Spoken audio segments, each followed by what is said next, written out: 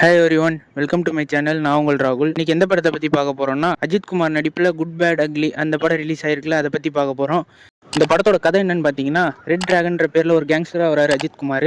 அதுவும் இல்லாமல் வந்து த்ரிஷா கூட வந்து அவங்களுக்கு கல்யாணம் நடக்குது. த்ரிஷா குழந்தை பிறக்க போகுது. அதனால த்ரிஷா சொல்லுவாங்க அஜித் குமார்கிட்ட, இந்த மாதிரி நீ எல்லாத்தையும் விட்டுட்டு வரணும் பையனுக்காண்டி அப்படின்னு சொல்லுவாங்க. உடனே அஜித் குமார் வந்து அவனோட 18வது வயசு அப்போ நான் வந்து ஜெயிலுக்கு போயிட்டு நான் வந்து கண்டிப்பாக வந்து எல்லாத்தையும் விட்டுட்டு வெளியில் வரேன் அப்படின்னு சொல்லுவார்.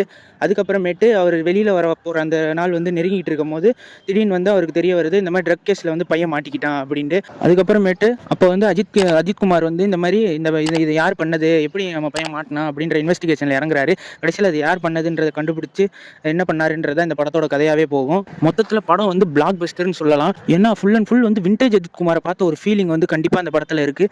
அந்த அஜித் குமாரோட ஆக்டிங்கில் ரொம்ப நாள் கழிச்சு ஒரு சூப்பர் படம் பார்த்த மாதிரி இருந்துச்சு. இந்த படத்தில் ரெஃபரன்ஸ் இல்லை, ரெஃபரன்ஸ் தான் ஃபுல் படமே. ரெஃபரன்ஸ் நிறைய ரெஃபரன்ஸ் வச்சிருக்காங்க. அதுலேயும் தளபதி ரெஃபரன்ஸ் வரும்போதெல்லாம் தியேட்டர் அதிரிச்சு.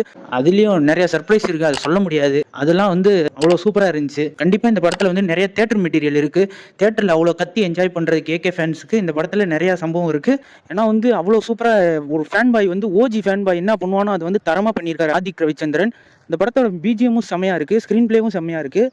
இந்த மாதிரி அஜித்தை தாங்க ரொம்ப நாளாக பார்க்கணும்னு நினச்சிக்கிட்டு இருந்தாங்க ரசிகர்கள். கண்டிப்பாக அஜித் குமாரோட ஃபேன்ஸுக்கு வந்து இந்த படம் வந்து பயங்கர ஒரு ட்ரீட் அமையும். சொல்லப்போனால் இதில் வந்து நிறைய மியூசிக்கல் ட்ரீட்டும் இருக்குன்னு சொல்லலாம். நிறைய இளையராஜா பாட்டு வந்து போட்டு வச்சுருக்காங்க. அதெல்லாம் வந்து நல்லா இருந்துச்சு கேட்குறதுக்கும்.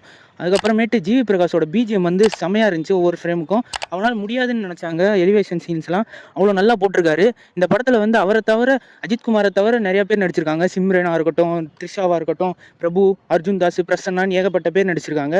அவங்களோட ஆக்டிங்கும் நல்லா இருந்துச்சு. ஃபுல் அண்ட் ஃபுல் வந்து அவரோட ஓல்டு படத்தோட ரெஃபரன்ஸ் எல்லாம் இருக்குல்ல, எல்லாத்தையும் போட்டு பிணைஞ்சு செம்மையாக ஒரு பிளாக் பஸ்டராக கொடுத்துருக்காரு ஆதிக் ரவிச்சந்திரன். இந்த மாதிரி அஜித்தை தாங்க எல்லாரும் பார்க்கணும்னு நினைச்சாங்க. மொத்தத்தில் படம் வந்து சூப்பராக இருக்குது. கண்டிப்பாக தேட்டரில் போய் என்ஜாய் பண்ணி பார்க்குற அளவுக்கு இந்த படம் வந்திருக்கு. வீக்கெண்டில் ஃப்ரீயாக இருந்தீங்கன்னா போய் இந்த படத்தை ஒருக்கா ட்ரை பண்ணி பாருங்க.